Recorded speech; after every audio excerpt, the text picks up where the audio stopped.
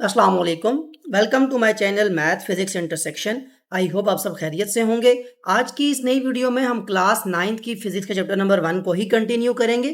Chapter number 1 base करता है physical quantities and measurement. इसके कुछ टॉपिक्स को हम पहले प्रीवियस वीडियो के अंदर कवर कर चुके हैं। अब हम टॉपिक अपना देखेंगे स्केलर्स एंड वेक्टर्स के बारे में।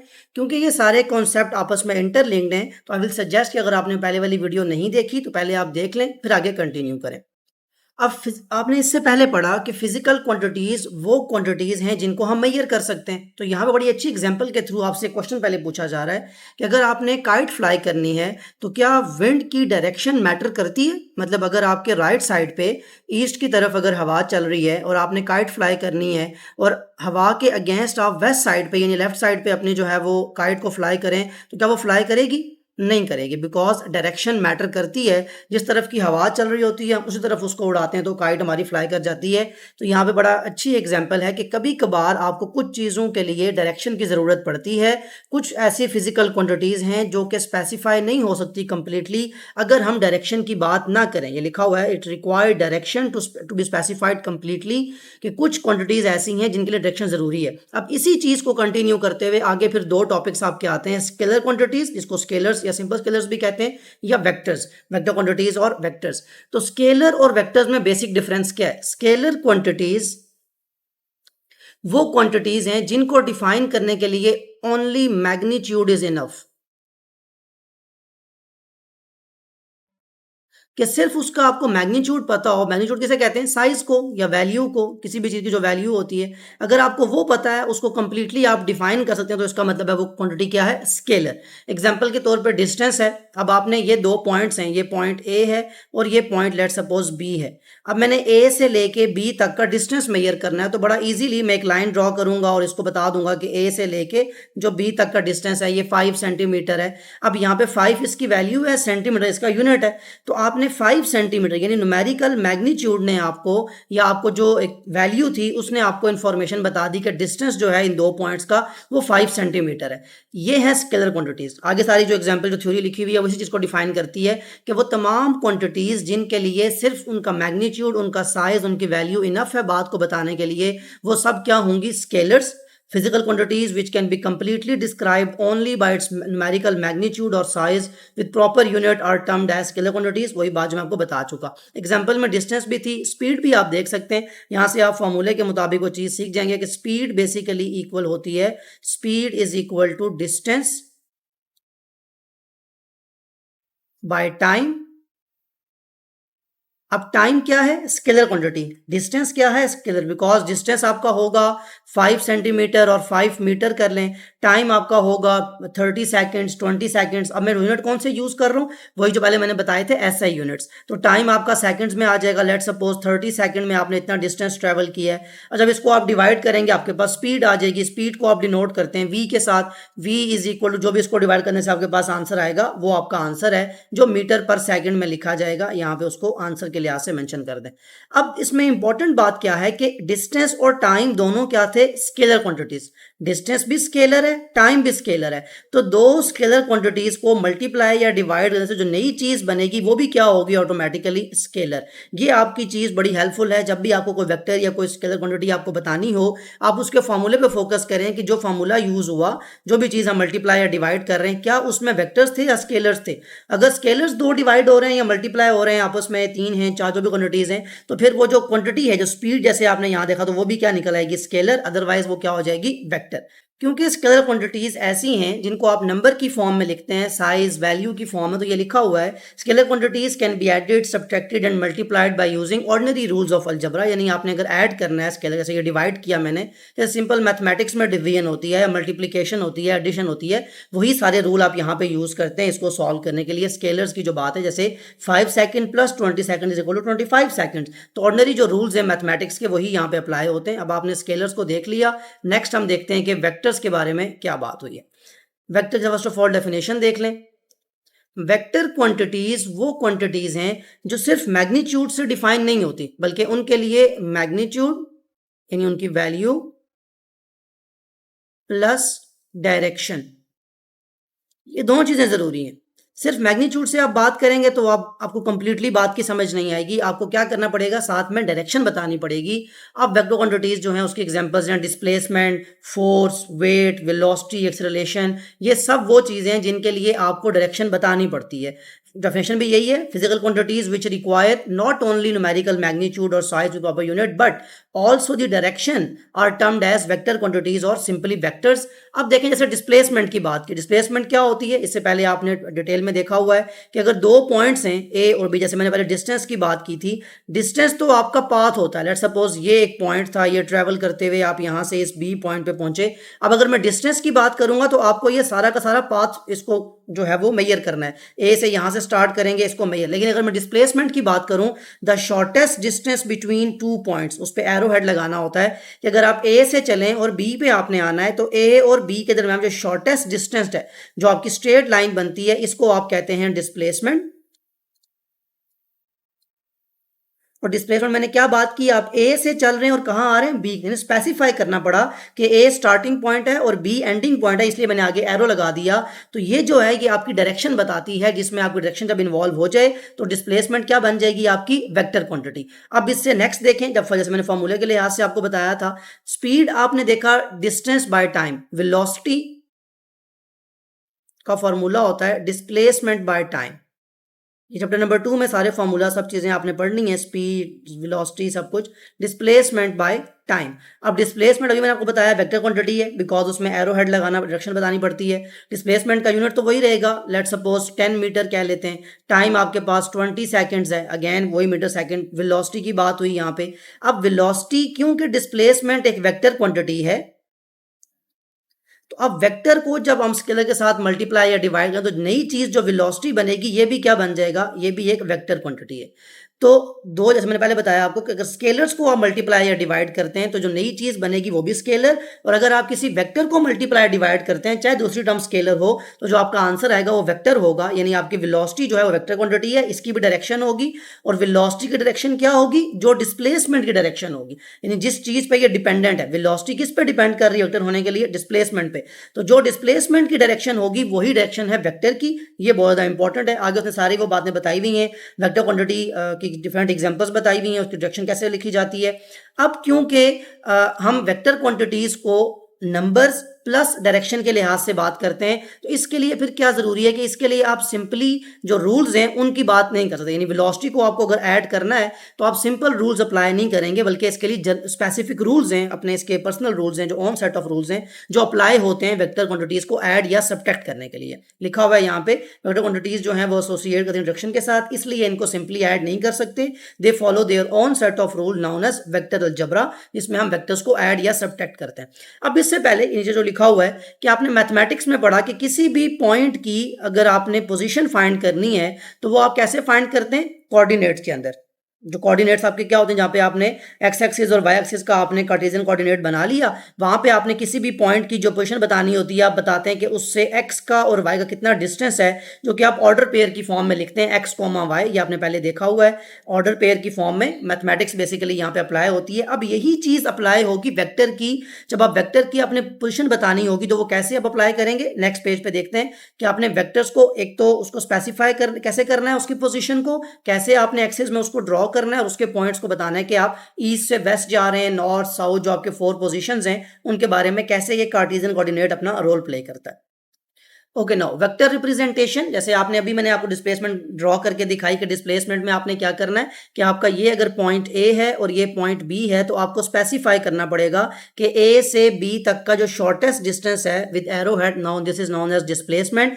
अब डिस्प्लेसमेंट के लिए आप जब डी यूज करेंगे तो इसके ऊपर आपको क्या यूज करना है, क्या चीज बताएगी कि ये डिस्टेंस से डिफरेंट है। ये आप जब इसके ऊपर एरो हेड यूज करेंगे, बिकॉज एरो आपने यहाँ पे डायरेक्शन के लिए लगाया है, तो वेक्टर की रिप्रेजेंटेशन में बहुत ज्यादा जरूरी है कि जो भी आप अल्फाबेट लिखें उसके साथ आप कैपिटल लेटर हो या स्मॉल हो, एरो हेड लगाना जरूरी है। जैसे फोर्स मैंने कहा कि वेक्टर क्वांटिटी है, तो कैसे पता चलेगा, जब फोर्स के ऊपर हमने एरो हेड लगाया होगा। वेलोसिटी के ऊपर एरो हेड होगा। अब ये वेक्टर है, साथ ही ये v लिखा हुआ है, ये v इस पे एरो हेड नहीं है, दैट मींस ये किस चीज की बात हो रही है, स्पीड की। स्पीड को भी हम v से डिनोट करते हैं और वेलोसिटी को भी हम v से डिनोट करते हैं। वेलोसिटी क्योंकि एक वेक्टर क्वांटिटी है इसलिए उस पे हम एरो हेड लगा देते हैं, यानी उसको शो करने के लिए कि वेक्टर है, और v जो है सिंपल वो स्पीड को शो करता है। ये बात सिंपल थी वेक्टर रिप्रेजेंटेशन के मुताबिक। अब आपके पास एक एग्जांपल है कि आपने ग्राफिकली एक वेक्टर को रिप्रेजेंट करना है एरो के थ्रू। जब आप ड्रॉ करते हैं तो उसकी एरो लगाते हैं, जैसे ये आपका ए से बी तक की डायरेक्शन है। इसमें एक और पॉइंट समझें, जहाँ से आप स्टार्ट करते हैं वो आपकी टेल होती है,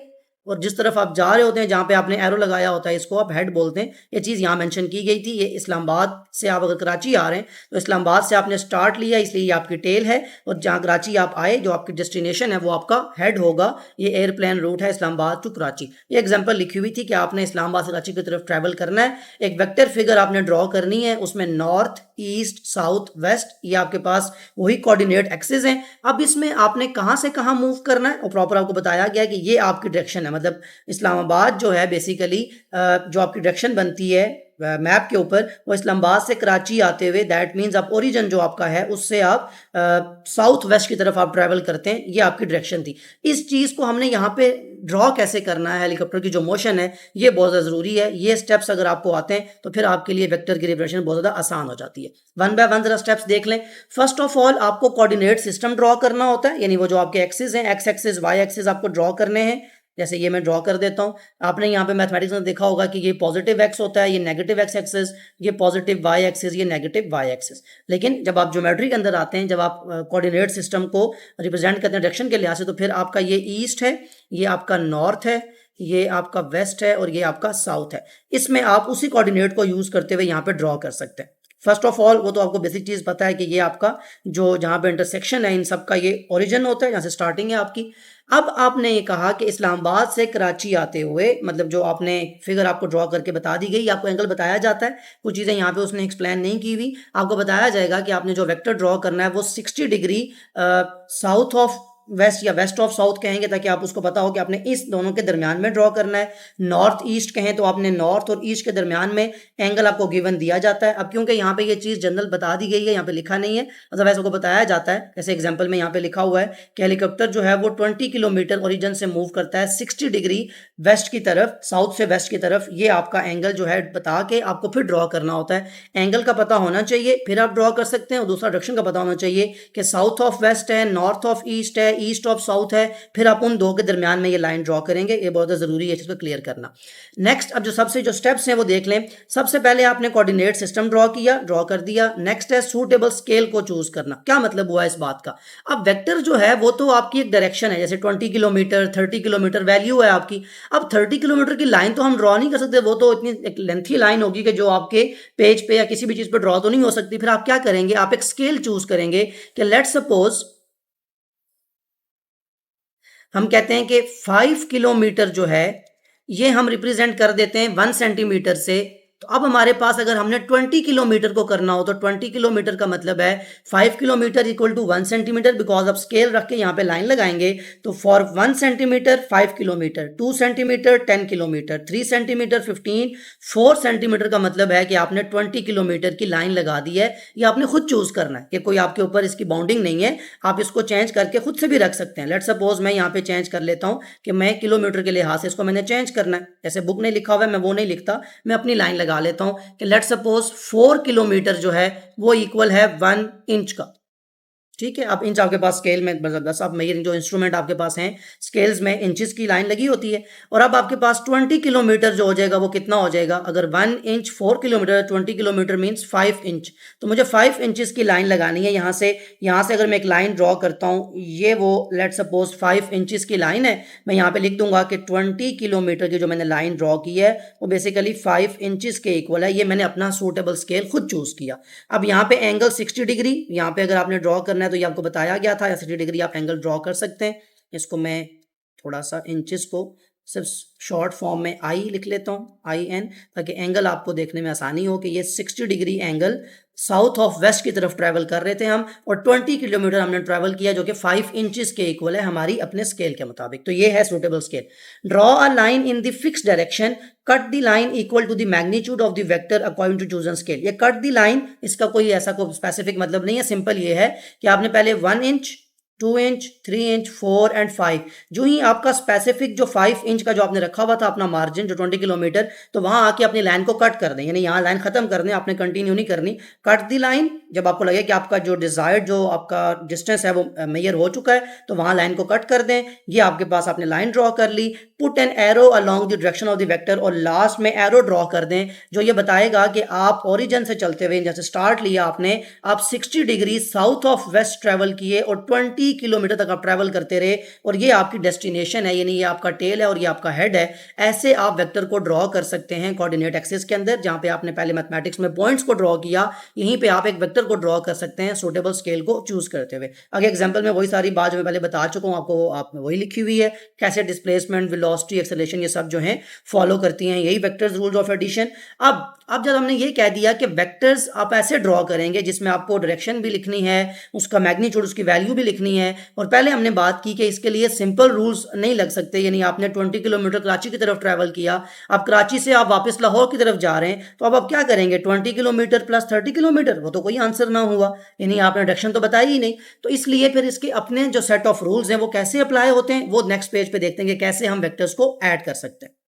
adding vector quantities, next topic. जैसे हमने पहले कहा कि इसके रूल्स अलग हैं, अब कैसे हम इसको ऐड करेंगे। ये लेट सपोज आपका एक वेक्टर है ए, इसमें ये वाला वेक्टर ऐड करना है बी, और ये वाला वेक्टर सी, 3 वेक्टर्स आपने ऐड करने हैं। अब वेक्टर एडिशन के अंदर याद रखें जो आपकी पैटर्न है वो बहुत ज़रूरी है, यानी आपने वेक्टर अलजबरा जो है उसमें जो आपने रिजल्टेंट जो अपना आंसर फाइंड करना होता है, आप किस वेक्टर को किस में ऐड करने जा रहे हैं ये बहुत ज़रूरी है। फर्स्ट वेक्टर है हमारा ए, मतलब अगर लिखा होता b प्लस ए तो पहला वेक्टर कौन सा होता हमारा b, पहले हम b को ड्रॉ करते। अब क्योंकि यहां हमारा फर्स्ट वेक्टर जो है वो a है, लेट सपोज a की डायरेक्शन में यहां पे ड्रॉ कर लेता हूं, दिस इज a वेक्टर, यहां पे एरो हेड बना लें। अब b जो है उसकी डायरेक्शन कुछ इस तरह से है, ये b वेक्टर है, और c जो है उसकी डायरेक्शन बिल्कुल डाउनवर्ड है, दिस इज c वेक्टर। अब जब इनकी मैंने एडिशन करनी है, एडिशन ऑफ वेक्टर्स, अब मैं क्या करूंगा, फर्स्ट ऑफ ऑल जो मेरा फर्स्ट वेक्टर है उसको ड्रॉ किया जाएगा, जो ए है, ए वेक्टर को यहां ड्रॉ कर लें, दिस इज ए वेक्टर। अब सेकंड वेक्टर कौन था, बी, तो ए का जो हेड है, हेड कौन है, एरो, उस पे बी के टेल को लगाया जाएगा, यानी ये बी वेक्टर यहां पे लाके, डायरेक्शन किधर थी इसकी, उसी डायरेक्शन में बी को यहां ड्रॉ कर दिया, now this is B vector. अब बी में किसको ऐड करना है आपको, सी को, और सी वेक्टर की जो टेल है, ये टेल जो है ये आके बी के हेड के साथ अटैच की जाएगी। सो यहां से आप एक तीसरा वेक्टर सी वेक्टर ड्रॉ कर लेंगे, A B C, first vector plus second vector plus third vector. अब आंसर क्या होगा कि the tail of first vector to the head of last vector, चाहे 3 है 4 है 2 है, जितने भी वेक्टर्स आपने ऐड करने, फर्स्ट की टेल से लेके लास्ट वन की हेड तक जो आप ये जो ड्रॉ करेंगे, इसको आप अपना आंसर कहेंगे, यानी ये आंसर है आपका। और इसको हम जो लिखते हैं ये आर से लिखते हैं, आर मीन रिजल्टेंट वेक्टर, ये हमारा रिजल्ट आया, रिजल्टेंट वेक्टर। ये है वेक्टर एडिशन, जो कि डिफरेंट है बेसिक जो मैथमेटिक्स है हमारी उससे। ऐसे आपने वेक्टर्स को ऐड करना है। आगे आप डिफरेंट जो है उसकी नोटेशंस बताई गई हैं, डिफरेंट वेक्टर्स ड्रॉ किए गए। ये अगर आपको बेसिक बात क्लियर हो जाए कि जो वेक्टर्स आपने ऐड करने हैं, फर्स्ट वेक्टर, और मैं बार बार कह रहा हूँ पैटर्न चेंज होने से जिस आपकी ये जो रिजल्टेंट है ये चेंज हो जाएगा, यानी मैं इसको लिखने के बजाय लिख दूँ सी प्लस बी प्लस ए, पहले आपने सी ड्रॉ करना है, उसके हेड के साथ बी की टेल को मिलाना है, फिर आप ए को ड्रॉ करेंगे। पैटर्न इसमें बहुत ज्यादा इंपॉर्टेंट है। अब नेक्स्ट देख लें, अगर आपके पास एक्स एक्सिस और वाई एक्सिस पे कोई वेक्टर्स हों तो उसे हम कैसे ड्रॉ कर सकते हैं। नेक्स्ट जो आपकी एग्जांपल है उसमें ये बात एक्सप्लेन की गई है। रिजल्टेंट ऑफ 2 वेक्टर्स, पहला वेक्टर था ए और फिर दूसरा वेक्टर था बी। पहले आपने ए को ड्रॉ किया, ए के साथ आपने ए का जो हेड है, ये जो ए का हेड है उसके साथ बी की आके टेल को मिला दिया, हेड और टेल मिले, आपने बी को ड्रॉ कर दिया। अब आपका जो पहला स्टार्टिंग वेक्टर है उसकी टेल प्लस जो लास्ट वेक्टर है उसका हेड, उन दोनों को जब मिलाया तो क्या मिल गया आपको, रिजल्टेंट, और यही आपका आंसर है। अब ये कोऑर्डिनेट के अंदर है और ये वैसे आपको फिगर ड्रॉ करके दिखाई गई है, सेम वही चीज यहाँ पे ड्रॉ कर दी है कि ऐसे आपका रिजल्टेंट ड्रॉ होता है। अब रिजल्टेंट का अपना रिजल्टेंट क्योंकि वेक्टर है तो इसमें भी डायरेक्शन मैटर करेगी, थीटा और इसकी वैल्यू, यानी आपने नंबर्स को ऐड किया। लेट सपोज ए अगर 5 था, 5 मीटर, और ये 6 था, तो ये कितना हो जाएगा 11 मीटर, प्लस इसमें क्या हो जाएगी इसकी डायरेक्शन। तो ये यूनिट के लिहाज से भी ऐड होता है, साथ में इसमें डायरेक्शन भी ऐड होती है। ये है वेक्टर एडिशन के सिंपल जो रूल्स हैं जो अप्लाई होते हैं वेक्टर्स को ऐड करने के लिए। मूव करते हैं नेक्स्ट टॉपिक की तरफ। Next topic measuring instrument. जैसे हम शुरू से कहते आ रहे हैं कि physical quantities and measurement, topic ही यही चल रहा है कि जिन चीज़ों को हम मेजर कर सकें उनको कहते हैं फिजिकल क्वांटिटीज। अब कैसे मेजर करना है उसके बारे में हम पढ़ते हैं। Physics is built on definitions that are expressed in terms of measurements. For measurements of physical quantities, we need devices termed as measuring instruments. कहता है हमने फिजिक्स के स्टार्ट में ये बात की कि फिजिक्स में मेजरमेंट एक बहुत बड़ा रोल प्ले करती है, क्योंकि हम यूनिवर्सिटी में स्टडी करते हैं तो मेजरमेंट्स करनी पड़ती हैं हमें डिफरेंट चीज़ों की। अब मेजरमेंट्स करने के लिए हमें क्या चाहिए? मेजरिंग इंस्ट्रूमेंट्स हैं जिनके थ्रू हम मेजरमेंट्स कर सकें। ये रेंज करते हैं डिफरेंट, आपके पास जैसे सिंपल आपके पास स्टॉप वॉचेज हैं, एटॉमिक फोर्स माइक्रोस्कोप जिससे आप मेजर कर सकते हैं, स्कैनिंग टनलिंग इलेक्ट्रॉन माइक्रोस्कोप है, स्टेम जिसे कहते हैं। डिफरेंट आपके पास मेजरिंग इंस्ट्रूमेंट है। टाइम को मेजर करने के लिए स्टॉप वॉच है, आपने लेंथ मेजर करनी है तो आपके सामने लिखा हुआ है metre rule and measuring tape आपके पास आ जाती है। ऐसे ही आपने वेट मेजर करना है, आपके पास फिजिकल बैलेंस आ जाएगा, इलेक्ट्रॉनिक बैलेंस जो होता है जिसपे आप अपनी कोई चीज़ प्लेस करते हैं, नीचे लिखा हुआ आ जाता है कि ये इतने केजी या इतने ग्राम्स का है। तो ये आपके पास डिफरेंट मेजरिंग इंस्ट्रूमेंट्स हैं उन तमाम चीज़ों के लिए जिनको आप मेजर कर सकते हैं, यानी जो फिजिकल क्वांटिटी जिनको आपने मेजर करना है वो किसी ना किसी मेजरिंग इंस्ट्रूमेंट के थ्रू ही मेजर होंगे। All measuring instruments have some measuring limitations. आपने ये फोकस खुद भी किया होगा कि हर मेजरिंग इंस्ट्रूमेंट की कुछ ना कुछ लिमिटेशंस हैं, उससे ज़्यादा वो मेजर नहीं कर सकते। जैसे आपने क्लास में कभी अगर लाइन ड्रॉ करनी है, आपसे कहा जाता है कि आप लाइन ड्रॉ करें 100 मीटर की। अब आपके पास जो मीटर रूल है उसमें तो मैक्सिमम 10 मीटर हो सकता है, 5 हो सकता है, कुछ इतना ही होगा। अब उसकी लिमिटेशन क्या है कि वो 5 मीटर या 10 जो भी स्केल है उससे अबव की वो रीडिंग को जो है वो ड्रॉ नहीं कर सकता, उससे हम लाइन नहीं लगा सकते। क्या लिखा हुआ है ये बहुत इंपॉर्टेंट है, ये डेफिनेशन लीस्ट काउंट अक्सर ऑब्जेक्टिव में आ जाती है या वैसे भी आपसे पूछी जा सकती है। Least count is the minimum value that can be measured on the scale of measuring instrument. किसी भी मेजरिंग इंस्ट्रूमेंट के स्केल पे जो सबसे मिनिमम वैल्यू हम मेजर कर सकें उसे उसका लीस्ट काउंट कहते हैं। यानी उसकी लिमिटेशंस तो हो गई ना कि आपने उससे बाहर नहीं जाना, तो आप सबसे छोटी जो वैल्यू आप मेजर कर सकें, जो सबसे कम वैल्यू होगी किसी भी इंस्ट्रूमेंट की, उसे आप क्या कहेंगे? ये उसका लीस्ट काउंट है। The measurement of every instrument is there for limited to its least count. तो हर इंस्ट्रूमेंट की जो मेजरमेंट है वो उसके लीस्ट काउंट से लिमिट हो जाती है, यानी उससे आप मिनिमम नीचे नहीं जा सकते, वो आपका लीस्ट काउंट है। नेक्स्ट टॉपिक है हमारा metre rule and measuring tape. कि जैसे आपने ऊपर बात की मेजरिंग इंस्ट्रूमेंट की, अब सबसे पहले आप लेंथ को मेजर करने जा रहे हैं तो आपने रूलर यूज किया होगा मार्जिन लाइन ड्रॉ करने के लिए आपके नोटबुक पे। मीटर रूल कहते ही क्यों है इसमें? बिकॉज ये मीटर्स के अंदर होता है। A meter rule is a physics laboratory tool used to measure the length of objects। आपने अगर लेंथ मेजर करनी है, लाइन ड्रॉ करनी है तो आप इसको यूज कर सकते हैं। मीटर रूल जो होता है वो 1 मीटर लॉन्ग होता है। 1 मीटर अगर लॉन्ग है तो 1 मीटर में कितने सेंटीमीटर या मिलीमीटर होते हैं? 1 मीटर में 100 सेंटीमीटर होंगे और 1 मीटर में कितने मिलीमीटर्स होंगे? 1000 मिलीमीटर्स होंगे। ये आपको बेसिक जो आपको कन्वर्जन है ये पता है मैथमेटिक्स के लिहाज से, 1000 मिलीमीटर। अब आगे कहा जा रहा है कि मीटर रूल्स में यूजुअली जो है वो 1000 स्मॉल डिवीजन्स होती है, नजर आ रही होंगी आपको। हर मीटर रूल के अंदर जब इसको आप देखें तो इसमें 10 यहाँ पे 20 30 40 वो इस तरह आप काउंट करते जाएंगे तो 1000 स्मॉल डिवीजन्स होती हैं जिनको हम मिलीमीटर कहते हैं, बिकॉज 1 मीटर में 1000 मिलीमीटर होते हैं। तो जब 1000 डिवीजन्स कर दी तो दैट मीन जो सबसे छोटी वैल्यू, अब यहाँ अगली बात कर रहा है कि मीटर रूल में जो सबसे स्मॉलेस्ट वैल्यू जो आप मेजर कर सकते हैं वो कितने के इक्वल है?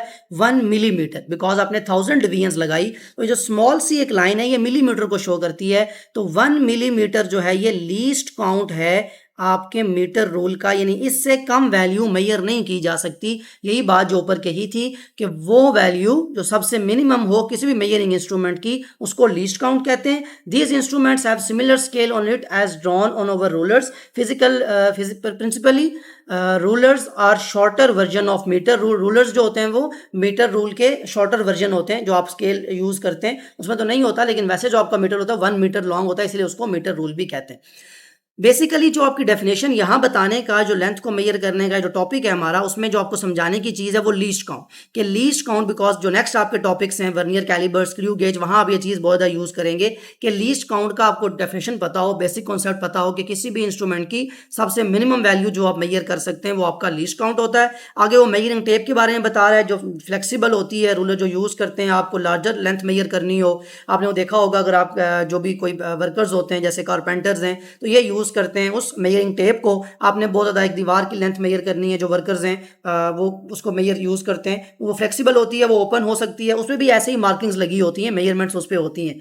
अब अगर उसमें भी जो सबसे स्मॉलेस्ट वैल्यू उसकी होगी वो क्या हो जाएगी उसकी, अगर वो फिट के अंदर उसकी लार्जर वैल्यू है तो स्मॉल जो होगी वो मीटर में भी होगी या इंचेस में होगी, तो इंचेस के लिहाज से। और यहीं पे आप एक और बात भी देख लें कि 12 इंचेस जो हैं ये मिलके 1 फीट बनाते हैं, और वो जो आपकी मेजरिंग टेप होती है वो अक्सर जो है वो फीट और इंचेस के अंदर होती है। तो इंचेस वहाँ पे वो सबसे मिनिमम वैल्यू है जो आप मेजर करते हैं, तो इसलिए उसका लीस्ट काउंट क्या हो जाएगा फिर इंच। ये स्पेसिफिकली किसी एक उसकी बात कर रहा हूँ जिस मेजरिंग टेप की जो स्मॉलेस्ट वैल्यू है वो इंच होगी, तो ये उसका क्या हो जाएगा आपका least count. Can you measure distance smaller than 1 millimetre on metre rule, why? क्या मीटर रूल जो है आपके सामने, क्या इसमें आप 1 मिलीमीटर से छोटी वैल्यू जो है वो मेजर कर सकते हैं? नो, वी कांट मेजर, क्योंकि उसका लीस्ट काउंट 1 मिलीमीटर है, और यही बताया गया था कि उससे कम जो है उसकी वैल्यू मेजर नहीं सकती, उसकी लिमिटेशन है 1 मिलीमीटर, उसकी लिमिट है, उससे नीचे हम नहीं जा सकते। Some metre rules like one shown in the figure 1.7 are marked with inches and feet, what is the least count of metre rule on this scale? मैं पहले बता चुका हूं आपको यहाँ पे कि अगर आपका कोई जैसे 1.7 में यहाँ पे ये इंचेस हैं और ये फिट हैं अगर, तो अगर आप इनको देखें तो इसमें सबसे स्मॉलेस्ट वैल्यू आप क्या मेजर कर सकेंगे? अगर किसी स्केल के अंदर, किसी मीटर रूल के अंदर स्मॉलेस्ट वैल्यू इंचेस हैं और दूसरी तरफ फिट लिखे हुए हैं, तो जो आपका लीस्ट काउंट होगा वो क्या हो जाएगा 1 इंच, बिकॉज आप इससे स्मॉल वैल्यू मेजर नहीं कर सकते अगर आप स्पेसिफिकली इसकी बात करें किसी भी जो उसने एग्जांपल आपको बताई, जो पूछी हुई है जो चीज। ये था मेजरिंग इंस्ट्रूमेंट के सबसे पहली चीज लेंथ। अब यहां पे आपने जो देखा 1 मिलीमीटर सबसे स्मॉलेस्ट वैल्यू है जो आप मेजर कर सकते हैं मीटर रूल के थ्रू। अब अगर आपको 1 मिलीमीटर से छोटी वैल्यू को मेजर करनी पड़ जाती है तो फिर आप क्या यूज करेंगे, वो आ जाते हैं अपने नेक्स्ट टॉपिक की तरफ। Next topic vernier calliper. जैसे मैंने पहली लाइन में यहाँ पे लिखा हुआ है, मैंने क्या कहा आपको कि अगर आपको कभी लेंथ मेजर करनी पड़ जाए स्मॉलर देन 1 मिलीमीटर तो फिर आपके लिए कौन सा इंस्ट्रूमेंट यूज होगा, vernier calliper. Vernier calliper can help take smaller than a millimetre reading. तो क्या डेफिनेशन हुई, vernier calliper is a device use to measure a fraction of smallest division on scale by sliding अंदर scale over it. कि vernier calliper एक ऐसी device है जो कि एक स्मॉलेस्ट डिवीजन की भी फ्रैक्शन को मेजर कर सकती है अगर उस पर दूसरा स्केल स्लाइड किया जाए। ये जैसे सामने आपके ड्रॉ हुआ है, मैं प्रॉपर इसको एक्सप्लेन करता हूं कि कैसे आप इसको यूज कर सकते हैं। वर्नियर कैलिबर आपने फिजिकली जब इसको आप देखेंगे, जब खुद यूज करेंगे फिर तो बहुत अच्छे से इसकी समझ आ जाती है, लेकिन इसकी जो बेसिक डेफिनेशंस हैं कि कैसे आपने इसको यूज करना है, कैसे हमें इसकी डिफरेंट इसके जो पॉइंट्स हैं उनका क्या नाम है, या फिर पूछा जाता है अक्सर ऑब्जेक्टिव के अंदर, ये चीजें आपको क्लियर होना जरूरी है। फर्स्ट ऑफ ऑल तो यह है कि आपने वर्नियर कैलिबर यूज क्यों करना है। अब देखें, अगर आपके पास कोई डायमीटर किसी चीज का मेजर करना है, आपने इंटरनल या एक्सटर्नल पाइप्स होते हैं आपके पास अक्सर, वाटर पाइप्स कह लें या कोई भी, उसका आपने इंटरनल डायमीटर मेजर करना है तो वो 1 मिलीमीटर से भी कभी कभार लेस होता है। कोई भी ऐसी चीज आपके पास, एक स्फेयर यहाँ पे रखा हुआ है, अगर आपने इसको मेजर करना है तो मे बी ये लेस देन 1 मिलीमीटर का डायमीटर होगा, बिल्कुल स्मॉल सी चीज है। अब इसके लिए फिर आप क्या यूज करेंगे, वर्नियर कैलिबर। पहली बात, वर्नियर कैलिबर जो है इसमें 2 स्केल्स होते हैं, एक को हम मेन स्केल कहते हैं, एक को स्लाइडिंग स्केल कहते हैं। ये जो आपका वर्नियर स्केल है जिसको ये मेंशन किया हुआ है, ये स्लाइड करता है, ऑल्दो ये प्रैक्टिकल का टॉपिक है, जो आप प्रैक्टिकली इसको अप्लाई करेंगे, मेजर करेंगे चीजों को, रीडिंग आप कैलकुलेट करते हैं वो अपने पास लिखते हैं, लेकिन यहाँ मैं उसको थ्योरेटिकली बता दूंगा कि कैसे आपने ताकि आपको जब बेसिक क्लियर होंगी फिर मेजर करते हुए आपके लिए बहुत आसान है। तो बाकी चीजें यहाँ थ्योरी वाइज लिखी हुई हैं, लेकिन मैं आपको जस्ट थोड़ी बता देता हूँ कि आपने जो अपनी चीज जो मेजर करनी है उसको अपने इन ये जो आपका जो पॉइंट है इस पे रखना है, ऑब्जेक्ट, ये जॉस कहते हैं इनको, ये इनसाइड जॉ है, ये आउटसाइड जॉ है। इसको आप ओपन कर सकते हैं, ये रिटेनर लगा होता है, इसको ये आप यहाँ से थोड़ा सा टाइट अगर हुआ होगा इसको आप लूज करेंगे, फिर आप इसको मूव कर सकते हैं। जो वर्नियर स्केल है ये आपका यूं इसको मूव कर सकते हैं टू एंड फ्रो। अब इसको जब मूव करेंगे तो ये ओपन हो जाएगा, तो यहाँ पे अपना ऑब्जेक्ट जो है वो प्लेस करें, जैसे यहाँ पे उसने प्लेस करके दिखाया है आपको कि यहाँ पे अपना ऑब्जेक्ट प्लेस करेंगे। अब इसके बाद क्या है कि 2 स्केल्स होते हैं, एक स्केल है मेन स्केल और एक है वर्नियर स्केल। तो आपने रीडिंग लेनी है तो आपने मेन स्केल को भी देखना है और वर्नियर स्केल को भी देखना है। कैसे देखना है वो जरा आप यहाँ पे डिटेल में देखते हैं कि अगर आपकी मेन स्केल की रीडिंग जो कोइंसाइड करती है आपकी, मतलब आपने जब यहाँ पे देखा, ये डिटेल में यहाँ पे नेक्स्ट पेज पे ड्रॉ भी हुआ है कि यहाँ पे लेट सपोज 3.7, मैं जस्ट एक फिगर देता हूं कि मेन स्केल की रीडिंग जो है वो है 3.7।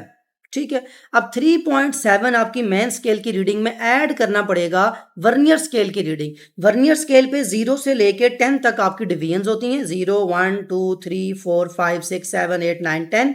वो आपकी लाइन जो एग्जैक्ट मैच करती है मेन स्केल की रीडिंग के साथ, लेट सपोज वो 7.1 है, जैसे यहाँ पे उसने एक इंडिकेशन दी हुई है 7.3 है, उस 7.3 जो रीडिंग मैच कर रही है उसको मल्टीप्लाई करेंगे किसके साथ, लीस्ट काउंट के साथ। ये वो फॉर्मूला आपको सिर्फ बता रहा हूँ जिसके थ्रू आप रीडिंग ले सकते हैं वर्नियर कैलिबर के अंदर।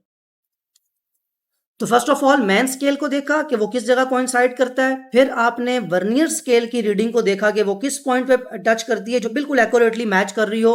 उस वर्नियर स्केल की रीडिंग को आप मल्टीप्लाई करते हैं लीस्ट काउंट से और जो आंसर आता है उसको ऐड कर देते हैं आप अपने मैन स्केल की रीडिंग में। इस तरह आपके पास एक्यूरेट आंसर आ जाता है। अच्छा, अब बाकी यहाँ पे उसके बाद अब आपके आपका क्वेश्चन ये होना चाहिए कि लीस्ट काउंट क्या है। फिर लीस्ट काउंट इसका क्या होगा कि सबसे कम जो हम मेजर कर सकते हैं, क्योंकि आपके पास 1 मिलीमीटर, जैसे यहाँ पे ये ड्रॉ हुआ है, तो 1 मिलीमीटर को हमने 10 डिवीजन्स में डिवाइड कर लिया, तो 1 मिलीमीटर मैन स्केल की स्मॉलेस्ट रीडिंग है, उसको डिवाइड किया मैंने 10 डिवीजन्स के साथ। ये फॉर्मूला भी आ गया, मैं बता देता हूं। अगर मैंने 1 मिलीमीटर को 10 डिवीजन से डिवाइड किया तो 1/10 कितना होता है, 0.1 millimetre. So this is the least count of vernier calliper because उसमें 10 डिवीजन हैं और 1 मिलीमीटर स्मॉलेस्ट रीडिंग है आपके मैन स्केल की। तो लीस्ट काउंट कैसे निकाला जा सकता है फॉर्मूले के थ्रू, यही आपके सामने एक लाइन लिखी हुई है, minimum length which can be measured accurately with the vernier calliper is called least count, जिसे वर्नियर कांस्टेंट भी कहते हैं। ये बहुत ज्यादा इंपॉर्टेंट है, व्हाट इज वर्नियर कांस्टेंट पूछा जाएगा आपसे। तो वर्नियर कांस्टेंट वर्नियर कैलिबर का लीस्ट काउंट होता है, जो पता होना जरूरी है।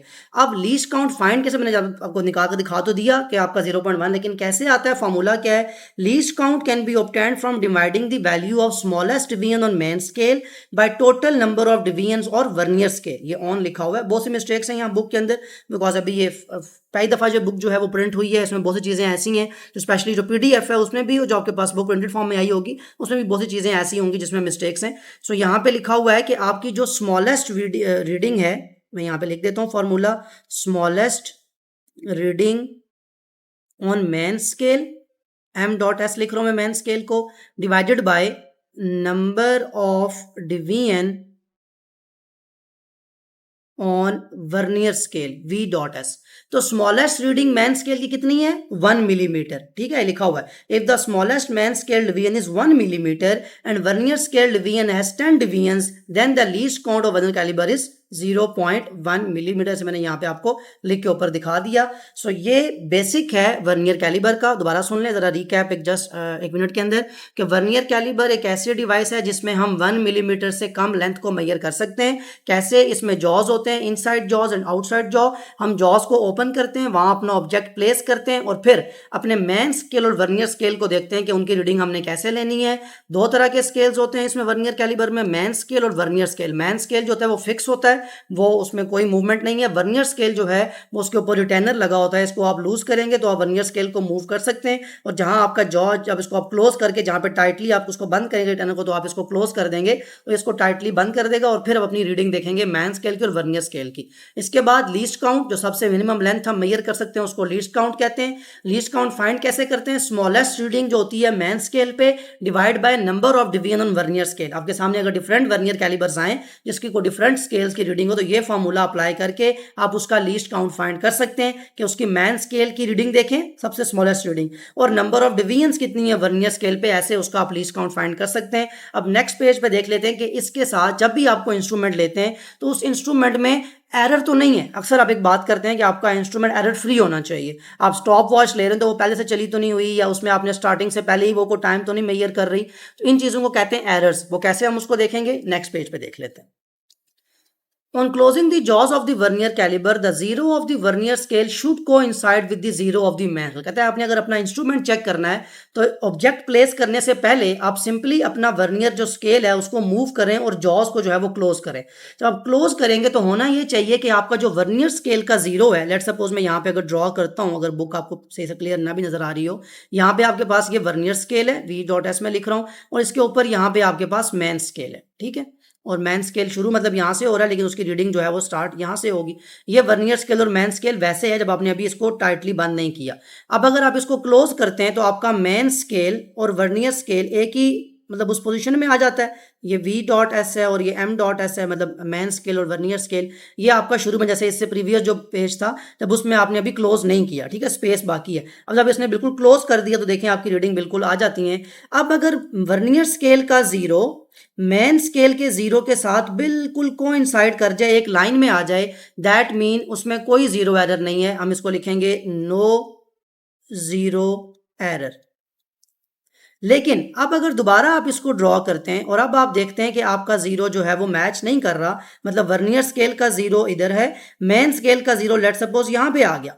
अब आप क्या कहेंगे, इसमें आपके पास जीरो एरर है। अब जीरो एरर किधर है, कौन सा है, पॉजिटिव या नेगेटिव? दो तरह का zero error is positive as vernier scale is towards the right of the zero of the main scale.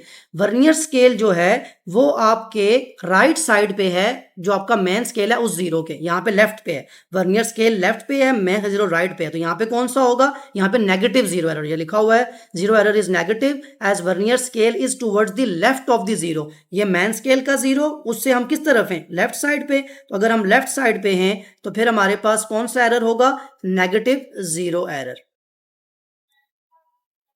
Negative zero error. और अगर आप दोबारा यही स्केल ड्रॉ करते हैं, यानी आपके पास एक मेन स्केल है, साथ ही आपके पास एक वर्नियर स्केल है, मेन स्केल वर्नियर स्केल, इसकी रीडिंग अब 0 जो है वो मेन स्केल की यहाँ पे है और आपका जो वर्नियर स्केल है उसकी रीडिंग 0 इधर है। अब आप किस तरफ है, वर्नियर स्केल की रीडिंग राइट साइड पे। तो अगर आपके वर्नियर स्केल की रीडिंग राइट साइड पे हो तो आपका एरर कौन सा होगा, पॉजिटिव जीरो एरर। तो किसी भी इंस्ट्रूमेंट को सबसे पहले आपने ये देखना होता है कि क्या वो एरर फ्री है या नहीं, फिर आप उसमें मेजर, कोई भी चीज़ जो आपने मेजर करनी है, कोई भी जो चीज़ आप मेजरमेंट करना चाह रहे हैं किसी भी चीज़ की, वो आप कर सकते हैं।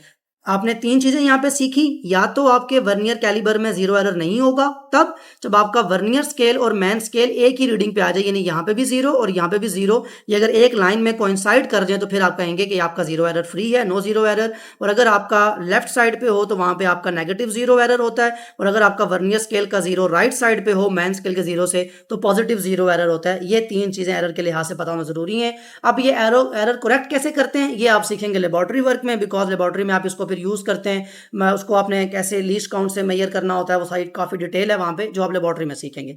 अब आपने मेजरिंग कैसे करनी है वो इससे पहले मैं आपको बता चुका हूँ, लेकिन स्टेप्स कुछ यहाँ पे देख लें कि सबसे पहले note that the least count of the vernier it is used on vernier calliper और we can find it by method already learn, determine and correct zero error if any. सबसे पहले आप वर्नियर कैलिबर का least count देखें, या तो उस पर लिखा होता है, अगर नहीं लिखा हुआ तो फिर आप उसको फॉर्मूला जो मैंने पढ़ाया आपको प्रीवियस पेज पे, उस फॉर्मूला के तहत आप लीस्ट काउंट को फाइंड कर सकते हैं। उसके बाद देखें कि क्या आपके इंस्ट्रूमेंट में कोई जीरो एरर है, ये आपने 2 चीजें चेक कर ली। Next, fix the small sphere in the jaws and note the complete divisions of main scale past the zero और vernier scale.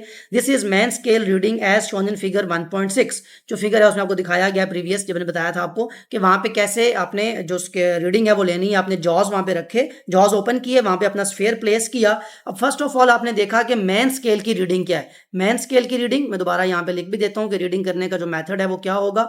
First of all आपने ये जो चेक कर लिया, सेकंड स्टेप में आपने मेन स्केल पे देखा, ये अगर मेन स्केल है और आपने जॉ यहां पे रखा है ऐसे, और यहां वर्नियर आपका स्केल है, ठीक है, और स्टार्टिंग यहां से हो रही थी 0 से लेके, ये लेट सपोज आपकी जो लाइन है यहां तक ये बनती है 2.5, तो आप मेन स्केल की रीडिंग लिखेंगे 2.5 मिलीमीटर, ठीक है, क्योंकि स्मॉलर इसकी रीडिंग है 2.5 मिलीमीटर आपके पास आ जाएगा। नेक्स्ट आपने क्या करना है, this is main scale reading, look for the divisions of vernier scale that is coinciding. Coinciding का मतलब होता है एक ही लाइन में, एक ही पॉइंट पे आ जाना, कोइंसाइड करना with the divisions of main scale. अब यहाँ पे डिवीजंस लगी होती हैं 0 1 2 3 4, इस तरह सारी रीडिंग्स होंगी, 2 अप टू करते करते यहाँ तक आपके पास रीडिंग आ जाती है 9 तक। अब देखें कौन सी रीडिंग एग्जैक्ट मैच करती है। मैं कहता हूँ लेट सपोज ये 2 की जो रीडिंग है ये यहाँ मैच कर जाती है ऊपर वाले मैन स्केल किसी भी पॉइंट के साथ। तो अब मैं क्या करूँगा, जो 2 मेरा जो मतलब जो रीडिंग है वर्नियर स्केल की, this is vernier scale reading, ये उसने कह दिया जो आपकी रीडिंग मैच हुई, ये सेकेंड स्केल था ना, तो सेकेंड डिवीजन आपकी मैच हुई है, उसको अपने पास नोट डाउन कर लें। सेकेंड डिवीजन अब फोर्थ स्टेप क्या है, multiply the vernier scale reading with the least count which is fraction to be added with the main scale reading, यानी आप इसको लीस्ट काउंट से मल्टीप्लाई करें। तो सेकंड डिवीजन थी 2 को मल्टीप्लाई किया 0.1 मिलीमीटर से, जो आंसर आएगा, जो भी यहाँ पे आंसर आता है, उस आंसर को दोबारा किस में ऐड कर देंगे, मेन स्केल की रीडिंग पे। तो ये आपके पास क्या हो जाएगा, thus vernier calliper reading measure the reading to the part of millimetre, इसलिए आप कहेंगे कि वो आपका जो आंसर आएगा वो पार्ट ऑफ मिलीमीटर में आएगा, यानी आपकी स्मॉलेस्ट जो रीडिंग होगी वो मिलीमीटर में जाएगी, क्योंकि 0.1 मिलीमीटर आपका लीस्ट काउंट था। इस आंसर को जब आप टू मैन स्केल रीडिंग में ऐड करेंगे, main scale reading plus answer, ये जो आपने मल्टीप्लाई करके लाया, this is equal to the complete reading जो आपने लेनी थी। और ये आपके पास जब आप लेबोरेटरी में इसको जो यूज़ करेंगे, तो अगर आपको ये मेथड याद है, ये फॉर्मूला याद है, तो फिर आप बड़ा इजीली वर्नियर कैलिबर को यूज़ कर सकते हैं। Digital vernier calliper has greater precision than mechanical vernier calliper. Least count digital vernier calliper is 0.01 millimetre. अब हमारे पास डिजिटल वर्नियर कैलिबर आ गए हैं, उसमें आपको कुछ भी ये इतना फॉर्मूला अप्लाई नहीं करना पड़ता। जस्ट आपके पास ये ओपन होता है, यहाँ पे ऊपर डिजिटल ये लगा होती है, आपने यहाँ पे अपना जो है वो स्फेयर को प्लेस करना है। जो ही आप इसको करेंगे तो वो आपको ऑटोमेटिकली यहाँ पे रीडिंग करके बता देगा कि 2 पॉइंट या वॉट एवर, जो भी 3 पॉइंट मिलीमीटर, जितने भी उसका आंसर आता है 3.25 मिलीमीटर उसका आप बता देगा, डायमीटर उसका इतना है। तो यहाँ पे डिजिटल जो वर्नियर कैलिबर है ये ज़्यादा एक्यूरेट है, बिकॉज इसमें एक्यूरेसी कैसे पता चलती है कि उसका लीस्ट काउंट ज़्यादा है, 0.01 मिलीमीटर। मतलब क्या हुआ, इसमें 100 स्मॉल डिवीजन है। खुद ही उसने जो बिल्ट इन जो कोड बनाया है, जो बिल्ट इन उसने इंस्टॉलमेंट किया है इसके अंदर, वो ऐसी कि उसमें 100 डिवीजन है, तभी आपका आंसर 0.01 मिलीमीटर में। हमारा पहले क्या आ रहा है 0 पॉइंट, यानी जो आपका नॉर्मल जो वर्नियर कैलिबर है उसमें 10 डिवीजन होती हैं, इसलिए उसका लीस्ट काउंट 0.1 है। और अगर 100 डिवीजन जो vernier calliper, digital vernier calliper है, उसमें आपका लीस्ट काउंट हो जाएगा 0.01 मिलीमीटर। ये पता होना चाहिए कि कितनी डिवीजन होने की वजह से आपका लीस्ट काउंट चेंज होता है, बिकॉज ऑब्जेक्टिव में ये बात पूछी जाती है। तो यहाँ पे 100 डिवीजन है जो डिजिटल वर्नियर कैलिबर है, और यहाँ पे आपके पास नॉर्मल जो है इसमें 10 डिवीजन है। अब जब आप 1 मिलीमीटर को 10 से डिवाइड करेंगे तो 0.1 आएगा, और जब यहाँ 1 को 100 से डिवाइड करेंगे तो 0.01 आएगा, जो कि इसका लीस्ट काउंट है। आई होप यहाँ तक आपको ये टॉपिक जो है क्लियर हो चुका होगा। ऑल्दो ये प्रैक्टिकल टॉपिक है, आपने जब इसको प्रैक्टिकली खुद यूज़ करेंगे तो अच्छे तरीके से समझ सकते हैं आपके कैसे आपने उस जॉ को क्लोज करना है कैसे। लेकिन फॉर्मूला और जो बेसिक थ्योरी है वो यही अप्लाई होती है, जीरो एरर की भी, रीडिंग लेने की भी, और जो लीस्ट काउंट का जो फॉर्मूला वगैरह है वो सब यही चीज़ अप्लाई होती है। मूव करते हैं अपने नेक्स्ट टॉपिक की तरफ। Next topic, screw gauge. Screw gauge आपने वो लेंथ मेजर करनी है जो वर्नियर कैलिबर से भी मेजर नहीं हो सकती, मतलब उसका लीस्ट काउंट भी, यानी उसकी लिमिटेशन जो है वो 0.1 मिलीमीटर थी। अब अगर आपके पास कोई ऐसी चीज़ आ जाती है जिसका डायमीटर या जिसकी लेंथ आपने मेजर करनी है वो उसमें से भी छोटी है, तो फिर आप क्या करेंगे, आप स्क्रू गेज एक इंस्ट्रूमेंट है उसको आप यूज़ करेंगे। अगेन यहाँ भी सारी बात वही है, रीडिंग ऐसे लेनी है, आपका जीरो एरर, वो सब चीज़ें यहाँ मैं बताता हूँ आपको कि यहाँ पे रीडिंग कैसे हैं, स्पिंडल किसे कहते हैं, ये सब चीज़ें बहुत ज़्यादा ज़रूरी है क्लियर करना।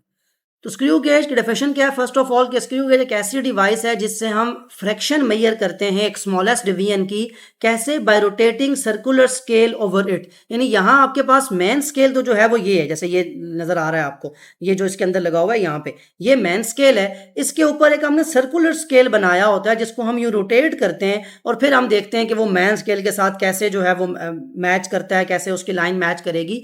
तो जैसे वर्नियर कैलिबर है, इसमें डिफरेंस फिर क्या हुआ कि वर्नियर कैलिबर में आपका एक मैन स्केल था और साथ में आपका एक वर्नियर स्केल था जो आपका टू एंड फ्रो मूव करता था, आप उसको मूव कर सकते थे, उससे आप मैच करते थे रीडिंग को। यहाँ पे आपका स्क्रू गेज में डिफरेंस क्या है कि यहाँ भी मैन स्केल होगा, लेकिन उसके साथ आपका एक सर्कुलर स्केल होगा जिसको आपको रोटेट करना होगा।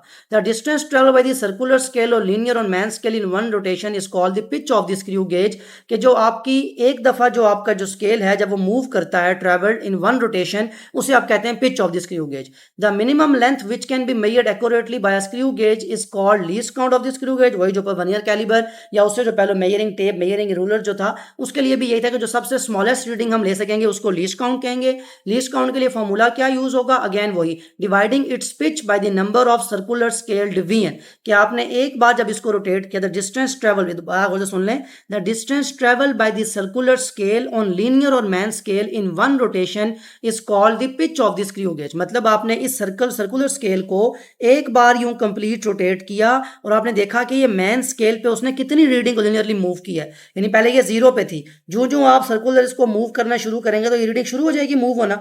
जब ये मूव होना शुरू होगी तो आपने चेक करना है कि एक दफा की रोटेशन में इसमें कितनी लीनियर जो है, ये लिखा हुआ है ना लीनियर जो आपका स्केल है, उसमें कितनी ज्यादा आपकी वो स्केल में कितना वो डिस्टेंस ट्रेवल किया है उसने, उसको आप पिच कहते हैं। तो least count of screw gauge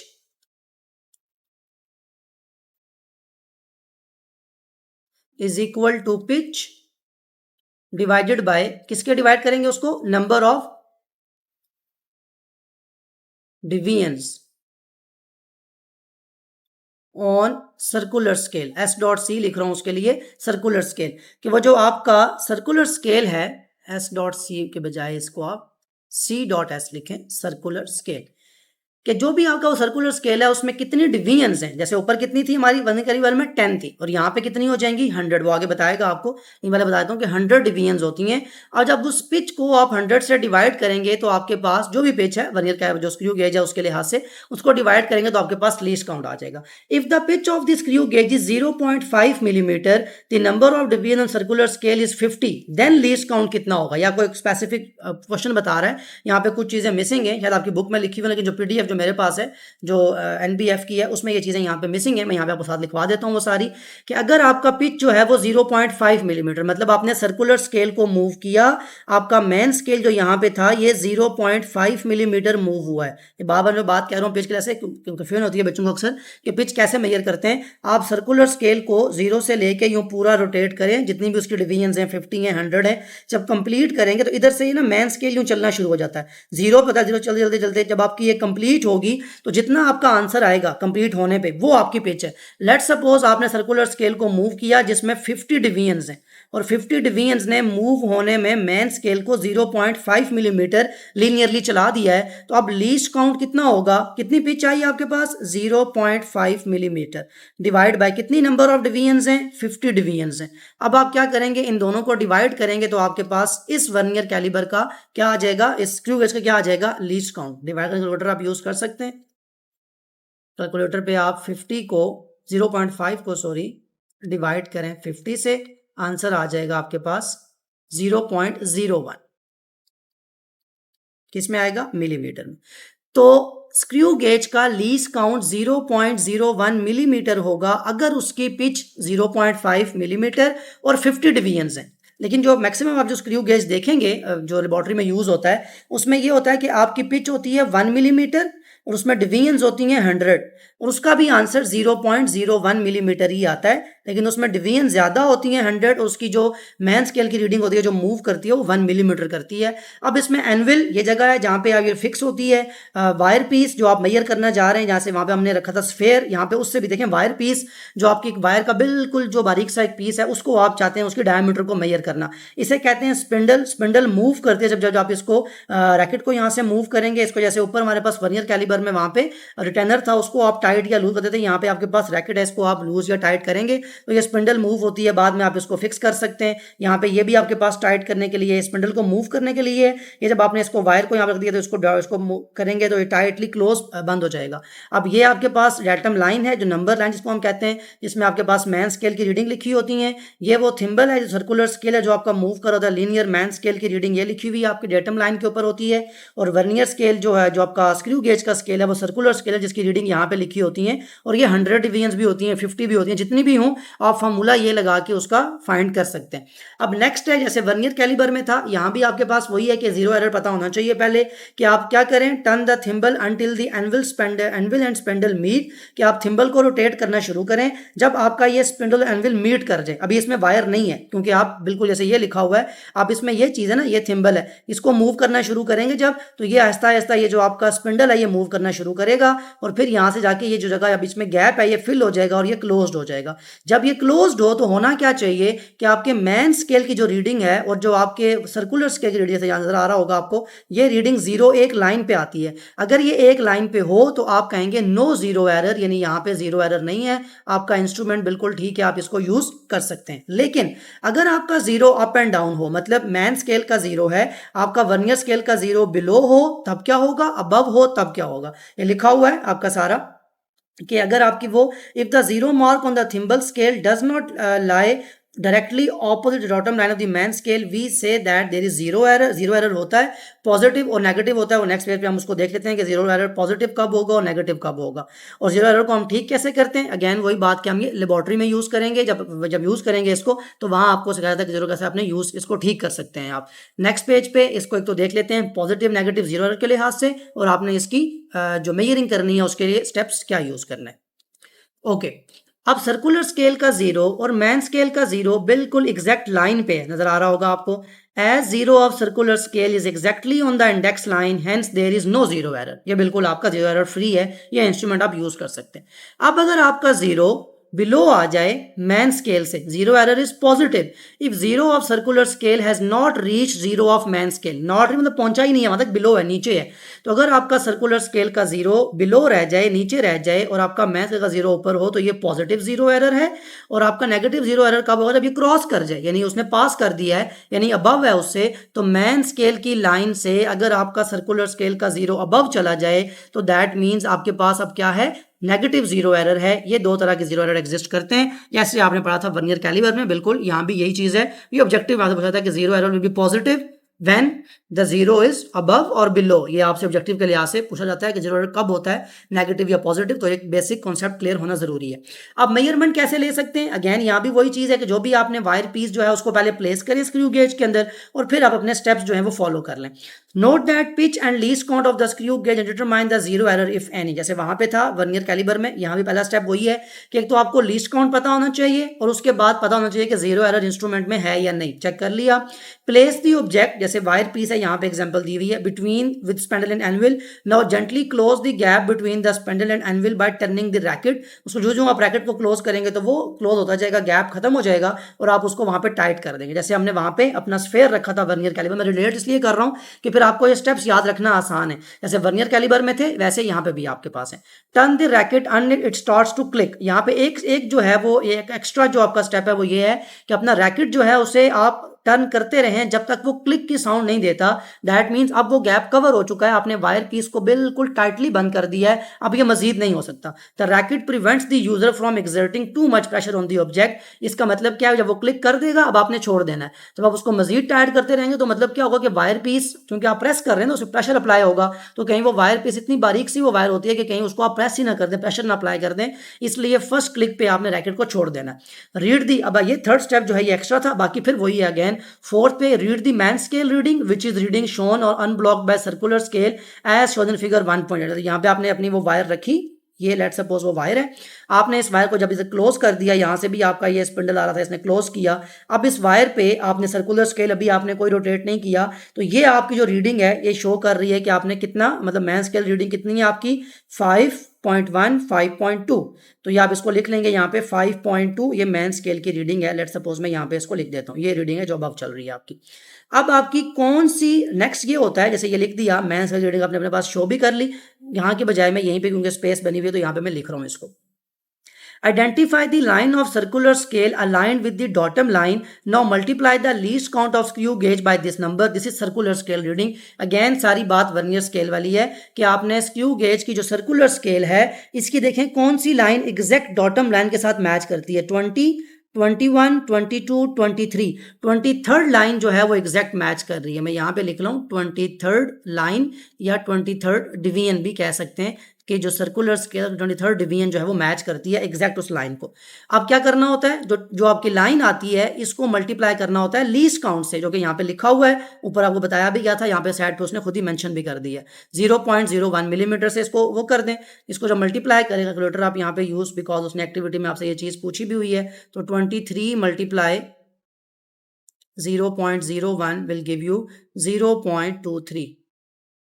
ये किस में आ जाएगा, मिलीमीटर। ये आपकी क्या आ गई, सर्कुलर स्केल रीडिंग। इसको यहाँ अपने पास नोट डाउन कर लें 0.23 मिलीमीटर, और ये 5.2 मिलीमीटर थी ये भी।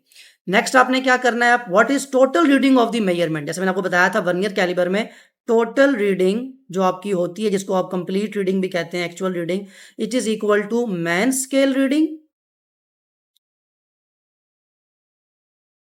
प्लस वर्नियर है, तो यहाँ पे आप स्क्रू स्केल कर लें जो भी आपने यूज किया हुआ है, सर्कुलर स्केल